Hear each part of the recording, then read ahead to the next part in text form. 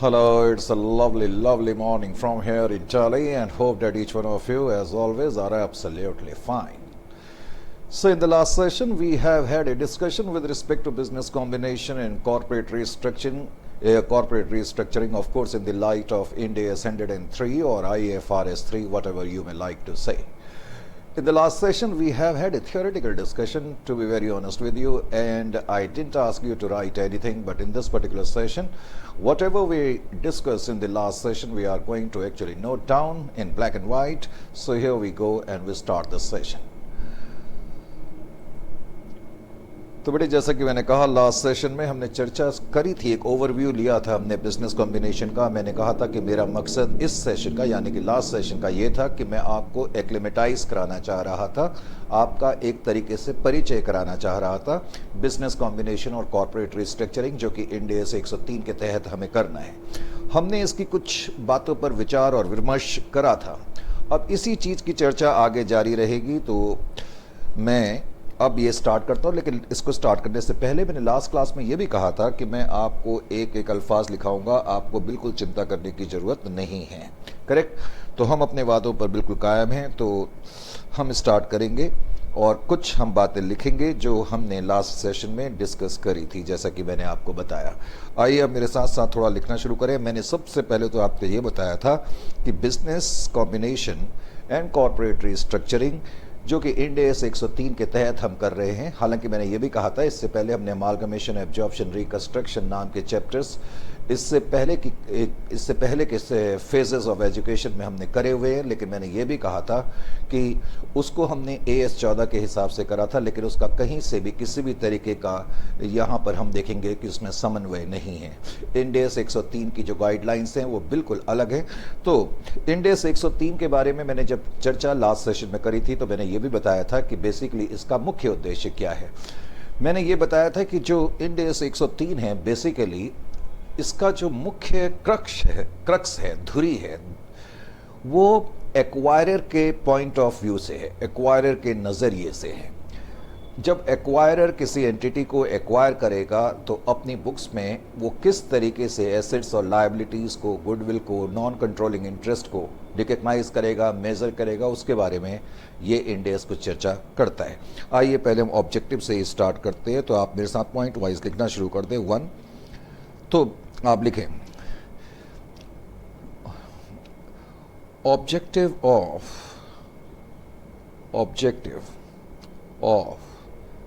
End AS, objective of Ind AS 103,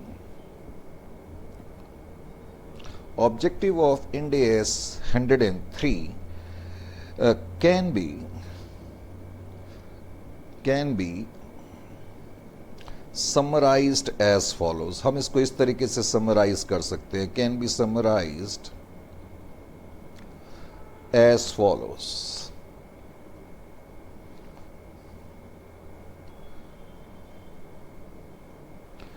as follows। Standard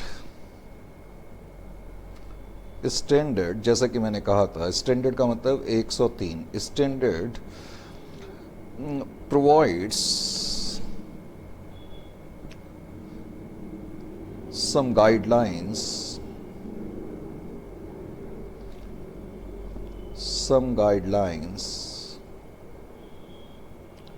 and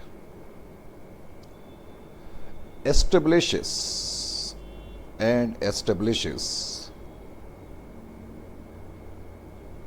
principles।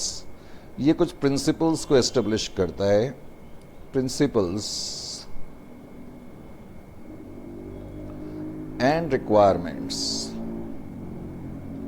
और कुछ जरूरतों के बारे में भी विश्लेषण करता है। रिक्वायरमेंट्स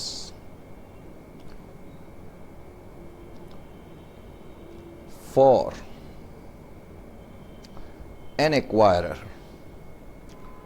मैंने एक्वायरर के बारे में चर्चा करी थी, मैं फिर करूंगा। फॉर एन एक्वायरर, एक्वायरर उस एंटिटी को कहते हैं जिसने कंट्रोल लिया है दूसरे बिजनेस का या बिजनेसेस का। Correct? The standard provides some guideline and establishes some principles and requirements. Of course, for an acquirer किस संदर्भ में acquirer with respect to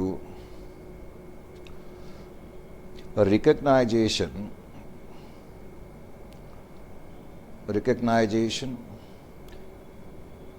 and measurement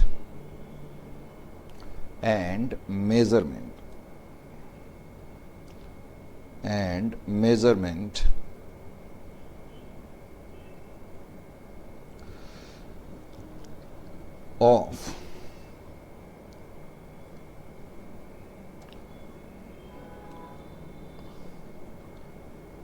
identifiable assets।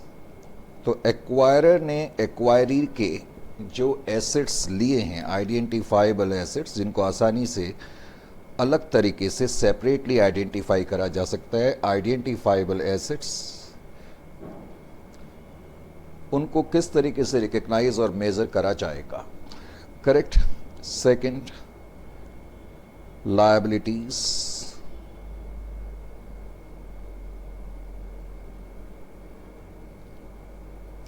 Liabilities assumed, और जो लायबिलिटीज हमने टेक ओवर करी हैं उनको हम किस तरीके से रिकग्नाइज करेंगे, किस तरीके से मेजर करेंगे।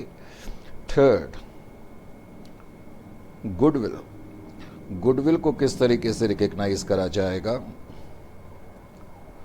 फोर्थ, या फिर अगर कोई गेन होता है जिसको हम बोलते हैं गेन फ्रॉम बारगेन परचेज। हालांकि मैंने बताया था जब एक एंटिटी दूसरी एंटिटी को लेती है, लॉजिकली कभी भी बारगेन गेन नहीं हो सकता, लेकिन ऐसा तब हो सकता है जब बेचने वाली एंटिटी किसी दबाव के तहत अपने बिजनेस को बेच रही है, उसकी कुछ ज़रूरत ऐसी है कि वो बिजनेस को कम प्राइस पर भी बेचने के लिए बाध्य है।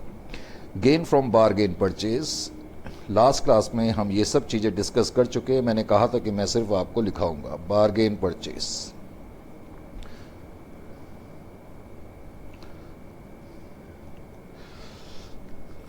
Fifth, non controlling interest, NCI, पूरा ही लिख देता हूं, चलो एक बार, नॉन कंट्रोलिंग इंटरेस्ट।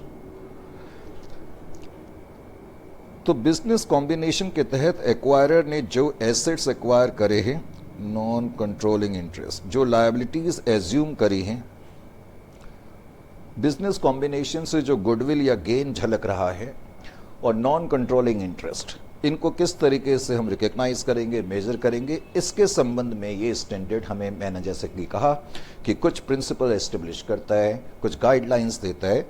तो non controlling interest, non controlling interest मैंने लास्ट सेशन में भी बताया था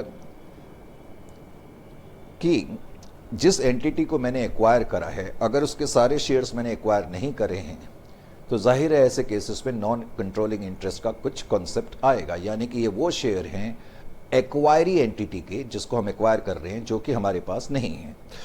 करेक्ट। तो ये तो मैंने इसका मुख्य उद्देश्य बताया। मैंने आपको लास्ट सेशन में भी बताया था जब हमने करा था, पॉइंट नंबर 2 में लिख रहा हूं कि ये जो स्टैंडर्ड है सिर्फ और सिर्फ अप्लाई करेगा, करेक्ट, किस पर अप्लाई करेगा, एक ऐसी ट्रांजैक्शन या इवेंट पर जो कि बिजनेस कॉम्बिनेशन के दायरे में आएगी। तो हम लिख ही लेते हैं the end S, the end S applies. अब ये इंड एस जो है वो अप्लाई करता है, अप्लाइज टू अ ट्रांजैक्शन,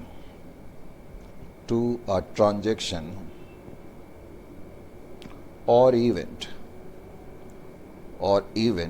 या और अदर इवेंट लिख लो। स्टैंडर्ड जो है वर्ड अदर इवेंट यूज करता है, other event that meets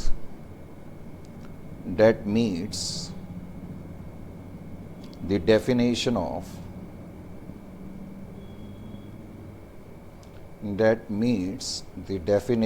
of business combination.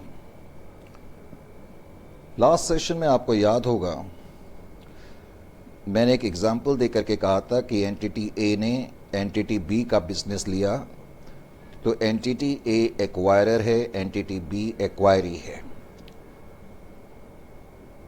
लेकिन ये ट्रांजैक्शन बिजनेस कॉम्बिनेशन तभी मानी जाएगी जब ऐसा हमेशा नहीं होगा कि हमने किसी दूसरे का बिजनेस ले लिया है तो ये बिजनेस कॉम्बिनेशन है। मैंने कहा था इसमें दो टर्म इंपॉर्टेंट हैं, एक तो बिजनेस, और इनफैक्ट देखा जाए तो टर्म बिजनेस ही सबसे मुख्य टर्म है, करेक्ट? क्योंकि जिसका मैं बिजनेस ले रहा हूं उस बिजनेस को लेने के बाद I should be in a position to derive some economic benefits, that is very important. Last session में आपको मैंने बताया था, क्या बताया था? Business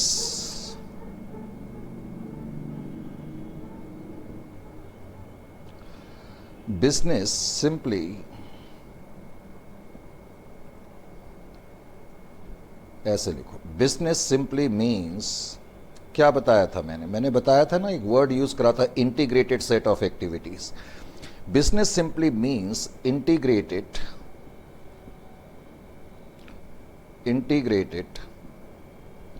set of activities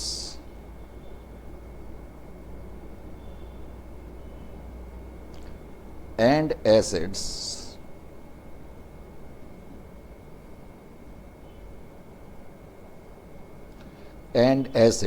that is capable of। जब मैं किसी दूसरी एंटिटी का बिजनेस ले रहा हूं तो इसका मतलब मैं उसकी एक सेट ऑफ इंटीग्रेटेड, आपस में समन्वय रखती हुई एक्टिविटीज को टेक कर रहा हूं। जो एसेट्स हैं उनमें एक समन्वयता है, एक सिंक्रोनाइजेशन है, integrated set of activities that is capable of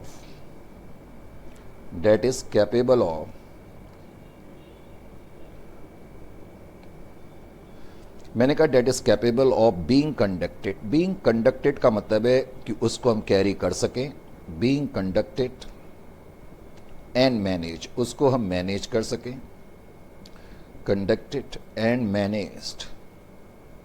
last session में इसकी मैंने चर्चा करी थी, हालांकि मैंने ये भी कहा था कि इस पर्टिकुलर चीज़ से रिलेटेड हमने कुछ थ्योरेटिकल केस स्टडी बनाई हुई हैं। जब हम उस सेक्शन में आएंगे, करेक्ट, जब हम क्वेश्चंस करना शुरू करेंगे, तो जब मैं बिजनेस के सेक्शन में पहुंचूंगा तो तब हम इससे रिलेटेड कई केस स्टडी करेंगे, तब ये टर्म आपको और भी ज़्यादा क्लियर होगी। मैनेज्ड, और जिसको मैनेज कर सके, मैनेज्ड फॉर द पर्पज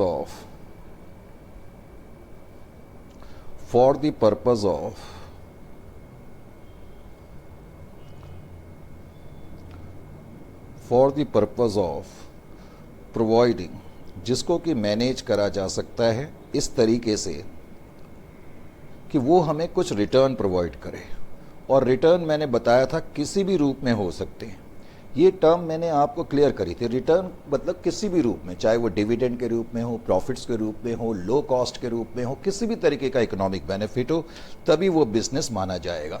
यानी कि स्टैंडर्ड 103 बिजनेस का मीनिंग इस तरीके से तय करता है कि एक सेट ऑफ एक्टिविटीज़ है, हमने एसेट्स लिए, उन एसेट्स में एक सिंक्रोनाइजेशन है, एक सेटिंग है, एक सामंजस्यता है। अब इससे बेटर हिंदी का वर्ड मुझे नहीं आता, करेक्ट? तो जिसमें एक सामंजस्य है, तो उन एसेट्स को, यानी कि वो एसेट एक दूसरे से इस तरीके से इंटीग्रेटेड है, रिलेटेड है कि एक का अकेले इस्तेमाल नहीं हो, इसको ऐसे समझ लो, करेक्ट? उनको मिला करके मैं कुछ यूज़ कर सकता हूँ, इस तरीके से यूज़ कर सकता हूँ कि आगे वो मेरे लिए कुछ इकोनॉमिक बेनिफिट लेकर के आए, तभी वो बिजनेस माना जाएगा, करेक्ट? लास्ट सेशन में मैंने बताया था कि कोई भी ऐसी ट्रांजैक्शन या इवेंट बिजनेस कॉम्बिनेशन तब कहलाता है जिसमें कि एक एंटिटी दूसरी एंटिटी का कंट्रोल स्थापित करती है। वो टर्म भी मैं यहां पर क्लियर कर दूं। टर्म बिजनेस कॉम्बिनेशन, हालांकि लास्ट क्लास में हमने इसकी काफ़ी चर्चा करी थी। Term business combination, correct? Term business combination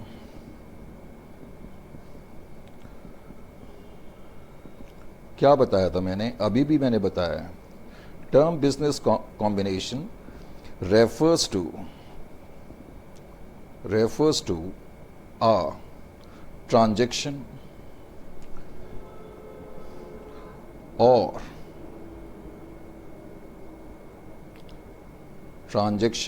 or event or an event हालांकि standard word use other event करता है, एक ही बात है। और एन इवेंट इन विच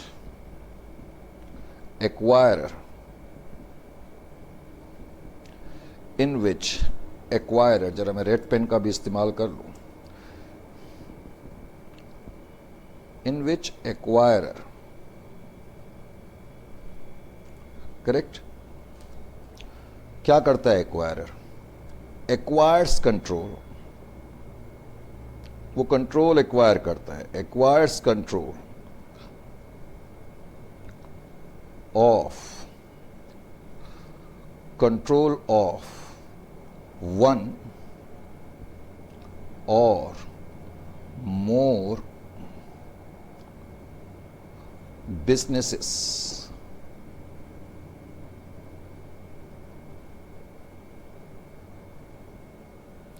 समझ में आया? यानी कि बिजनेस कॉम्बिनेशन एक ऐसी ट्रांजैक्शन या इवेंट है जिसमें एक एंटिटी दूसरी एंटिटी को टेक ओवर कर रही है। हम जब भी मैं वर्ड इस पूरे चैप्टर में टेक ओवर बोलूं तो आप समझ जाना कि इसका मतलब कंट्रोल से ही है। हम उसका कंट्रोल स्थापित कर रहे हैं टेक ओवर करने के बाद, ऑफ कोर्स, करेक्ट। तो बिजनेसेस, इसमें यह भी लिखें बिजनेस कॉम्बिनेशन,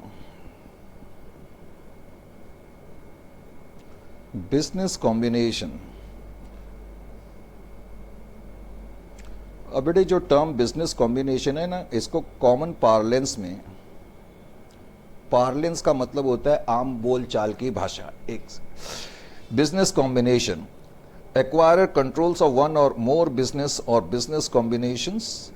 और मैंने बताया business combination is also refer to as, इसको हम और भी कुछ टर्म्स से जानते हैं, ऑल्सो रेफर टू एज,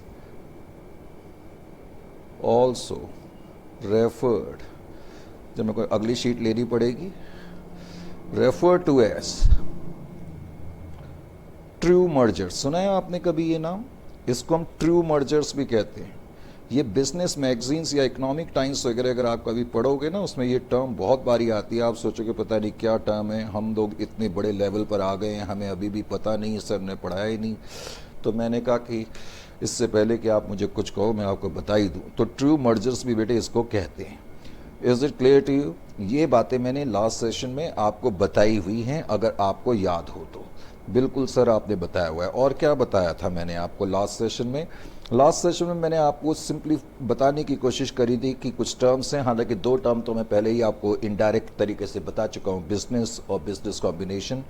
फिर आपको याद होगा हमने एक्वायरी के बारे में भी चर्चा करी थी, एक्वायरर और एक्वायरी के बारे में। तो मैं यहाँ पर एक बार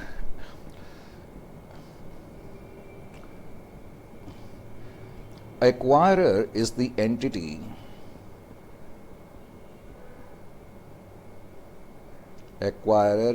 entity which acquires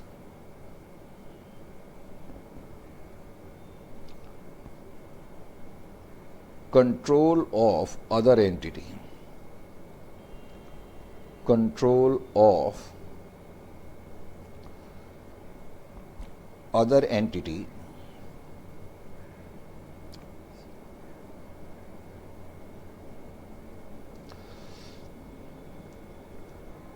Acquiry is the entity whose control is being acquired. Acquiry is the entity whose control is being acquired.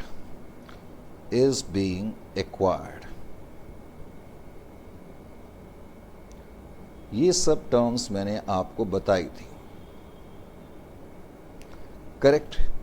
फिर मैंने आपको ये बोला था कि जहाँ तक इसकी अकाउंटिंग का सवाल है, बिजनेस कॉम्बिनेशन की अकाउंटिंग का, आपको याद होगा लास्ट सेशन में हमने इसकी भरपूर चर्चा करी थी। मैंने कहा था मुझे सिर्फ लिखाना है।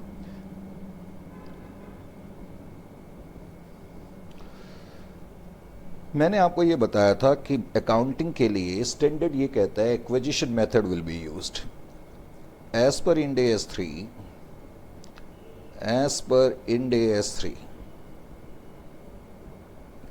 जहाँ तक इंड AS 103 का सवाल है, as per Ind AS 103 acquisition method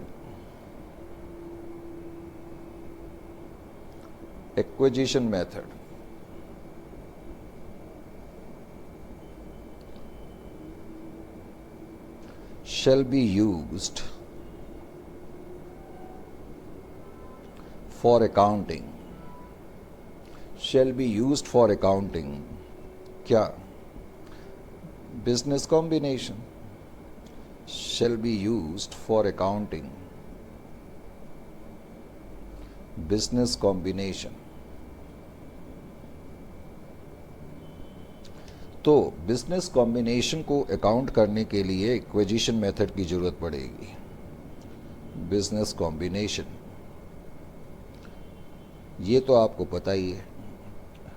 मैंने ये भी बताया था कि इसके अंदर क्या क्या स्टेप्स होते हैं, अगर आपको याद हो तो। आपको याद आया? इसके अंदर मैंने आपको स्टेप्स बताए थे। पहला स्टेप मैंने आपको ये बताया था, first step identifying the acquirer. Identifying the acquirer. हम पहले तो एक्वायरर को, यहां आइडेंटिफाइंग द एक्वायरर का बेसिकली मतलब क्या है, इस पॉइंट को मैं जरा इस तरीके से समझाने की कोशिश करूंगा। वैसे स्टैंडर्ड कहता है कि for each business combination first of all we will identify the acquirer. पर यहां इस सेंटेंस का बेसिकली मतलब क्या निकला, इसका मतलब समझाने के लिए आप थोड़ा सा यहां पर देखें। यहां देखें, ये मैंने एक लाइन खींची, करेक्ट? इसको अच्छी तरह समझें। इस स्टेप को मैं डायग्रामेटिकली समझा रहा हूं। मान लेते हैं कि एंटिटी ए ने कंट्रोल लिया एंटिटी बी का। Entity A acquires control of entity B, या यूं कहें कि एंटिटी ए ने 60%, चलो 70% शेयर्स एंटिटी बी के खरीद लिए। तो एक तरीके से कंट्रोल हमारे पास आ गया, इसमें कोई डाउट थोड़ी है। अभी मैंने आपको कुछ लम्हा पहले कहा कि जो एंटिटी दूसरी एंटिटी को टेक ओवर कर रही है और कंट्रोल ले रही है, टेक्निकली वो एक्वायरर है। ये मैंने आपको लास्ट सेशन में भी बताया था, मैं फिर बता रहा हूं, ये एक्वायरर है।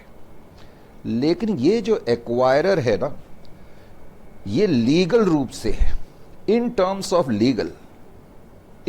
ऑफ लीगैलिटी, लीगल तरीके से देखा जाए तो यही एक्वायरर है, और लीगल तरीके से देखा जाए तो यही एक्वायरी है। इसमें तो कोई डाउट ही नहीं है, इसमें कोई डाउट थोड़ी है किसी भी तरीके का।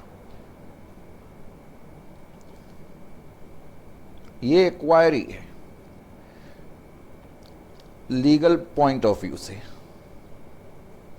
कानून के पॉइंट ऑफ व्यू से, लॉ की निगाहों में तो ये एक्वायरर है, ये एक्वायरी है। लेकिन फिर भी स्टैंडर्ड ये क्यों कहता है कि हमें आइडेंटिफाई करना पड़ता है एक्वायरर को? उसका फकत या शायद रीजन ये है, for the purpose of accounting उल्टा भी हो सकता है। इसी केस में उल्टा हो सकता है। यहां पर यानी कि ये जो पॉइंट है आइडेंटिफाइंग द एक्वायरर, इसका मतलब है identifying the accounting acquirer, because accounting acquirer could be different from the legal acquirer. बात समझ में आई? अकाउंटिंग के पर्पस के लिए ऐसा हो सकता है, भले ही ए ने 70% शेयर बी के खरीदे हों, तो इसमें कोई डाउट और दो राय नहीं लगती कि ये एक्वायरर है और ये एक्वायरी है, ये लीगल पॉइंट ऑफ व्यू से है।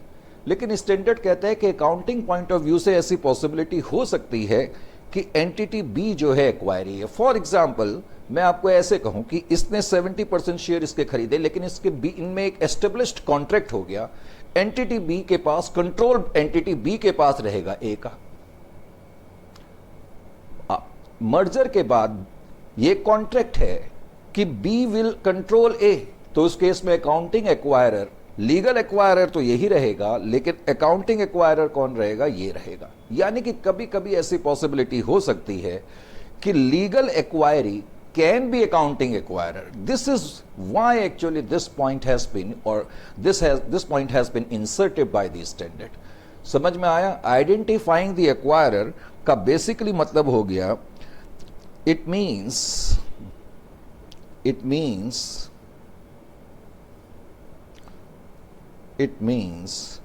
identifying accounting acquirer and acquiree. Identifying accounting, मैं लिख के देता हूं रेड पेन से, कहीं आप ऐसा ना बोले सर हमें लिखाया ही नहीं, आपने बता तो दिया अब लिखाया नहीं। अकाउंटिंग एक्वायरर, बात समझ में आई? अकाउंटिंग के पर्पस के लिए एक्वायरर कौन है, ये इस स्टैंडर्ड का पहला पॉइंट है। अकाउंटिंग एक्वायरर, मैंने कहा स्टैंडर्ड का, आई मीन टू से इस स्टेप का एक्विजिशन मेथड के अंदर पहला स्टेप है आइडेंटिफाइंग द एक्वायरर। तो इसका बेसिक मतलब है कि हमें अकाउंटिंग एक्वायरर का पता करना है। इसके कुछ इस पर बेस्ड कुछ मैंने केस स्टडीज रखी हुई है, तो जब हम इस सेक्शन पर आएंगे तो हम उस पर उन केस स्टडीज की चर्चा करेंगे, तब ये पॉइंट आपको क्लियर हो जाएगा। हालांकि इस पर कोई डाउट नहीं, 99% जो लीगल एक्वायरर है वही अकाउंटिंग एक्वायरर रहेगा, पहले तो आप चिंता ना करें। 0.1% केवल ऐसा हो सकता है। तो कब ऐसा हो सकता है उसकी चर्चा, एक हल्का सा एग्जाम्पल तो मैंने दिया, लेकिन मैंने कहा उसकी चर्चा हम आगे और डिटेल में भी करेंगे। Is it clear to you? फिर आपको याद होगा मैंने दूसरा स्टेप भी बताया था। एक बार जब ये डिसाइड हो जाए, और ये डिसाइड करना आपके लिए कोई मुश्किल नहीं है क्योंकि मोर और लेस क्वेश्चन में बड़े साफ सुथरे अंदाज में ये दिया रहता है, इसलिए आप पहले तो इस बात की चिंता छोड़ दें सर ये क्या चक्कर है। अब दूसरा पॉइंट मैंने आपको बताया था कि point number 2, determining the acquisition date. आपको याद आया? determining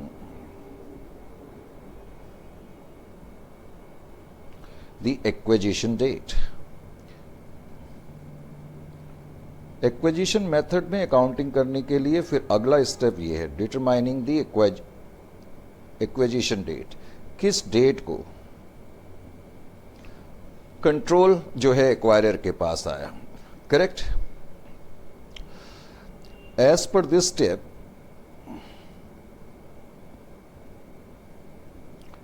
as per this step, acquirer shall determine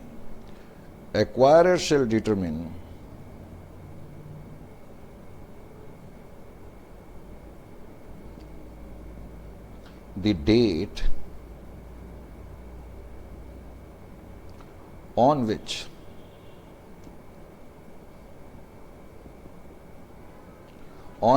it का मतलब एक्वायरर से है, on which it obtains control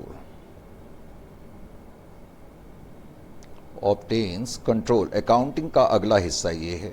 हालांकि रियल सेंस में जब आप लॉन्ग क्वेश्चन करेंगे तो आपको ये पहले दोनों स्टेप की ऑनेस्टली स्पीकिंग जरूरत नहीं पड़ेगी, क्योंकि मोर और लेस ये बड़े क्लियर अंदाज में दिए रहते हैं। वैसे मैंने आपको बताया था लास्ट सेशन में डिस्कस करते वक्त कि एक्विजिशन की डेट वो डेट मानी जाती है जिस दिन कंट्रोल हमारे पास आया, करेक्ट? और कंट्रोल उस दिन हमारे पास माना जाता है जब हम कंसीडरेशन दे देते हैं और उनके एसेट और लायबिलिटी हमारे पास आ जाते हैं। Is it clear to you? तो ये दूसरा स्टेप है, ये मैंने चर्चा लास्ट सेशन में ऑलरेडी करी हुई है। फिर तीसरी चर्चा मैंने बताया था कि अगर आपको याद हो तो एक बार जब ये चीजें स्टार्ट हो जाती है तो रियल सेंस में अकाउंटिंग स्टार्ट होती है। रियल सेंस में अकाउंटिंग स्टार्ट होने का मतलब फिर हम रिकग्नाइज करेंगे, क्या क्या चीजें रिकग्नाइज करेंगे। थर्ड स्टेप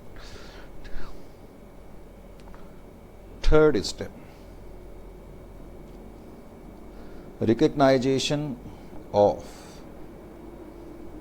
रिकग्नाइज करने का मतलब मैंने आपको बताया था, मैंने आपको एक एग्जाम्पल दिया था बनानास का, आपको याद है? मैंने कहा था मैं 6 केले खरीद के लेके आया, 2 केले उसमें से बेकार थे, तो इसका मतलब मैंने 2 को रिकग्नाइज नहीं करा, मैंने केवल 4 को करा। तो रिकग्नाइज करने का मतलब है कौन से एसेट और लायबिलिटीज को हम अपने बुक्स में लिखेंगे। तो तीसरा स्टेप ये कहता है कि on the acquisition date acquirer shall recognize. तो on the acquisition date, on the acquisition date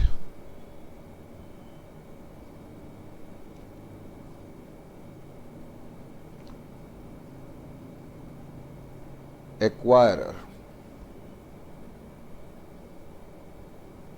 shall recognize अब एक्वायरर रिकग्नाइज करेगा, क्या क्या चीज़ें रिकग्नाइज करेगा। हालांकि कुछ लम्हा पहले मैं आपको वो चीज़ें लिखा भी चुका हूं। ए, आइडेंटिफाइबल एसेट। अब ये बहुत बड़ा वर्ड है, बार बार ये वर्ड आएगा इस पूरे चैप्टर में, इसके लिए कुछ शॉर्ट फॉर्म बनानी पड़ेगी। आइडेंटिफाइबल एसेट,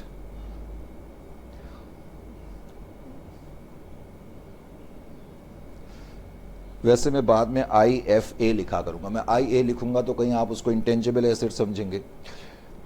एक तो आइडेंटिफाइबल एसेट, कौन कौन से एसेट है जिनको हम रिकग्नाइज करेंगे। लायबिलिटीज एज्यूम, जो लायबिलिटी हमने एज्यूम करी हैं उनको रिकग्नाइज करेंगे।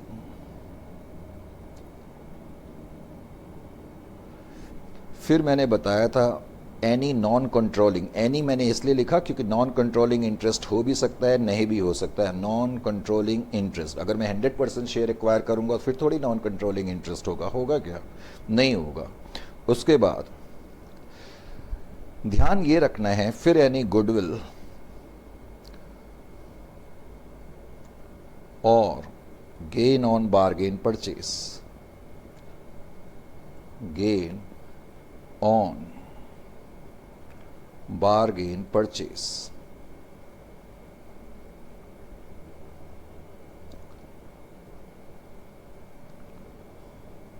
इस गेन ऑन बारगेन परचेज एक तरीके से कैपिटल रिजर्व है। फिर आपको याद होगा मैंने ये पॉइंट भी बताया था, measurement, fourth step, measurement, measurement of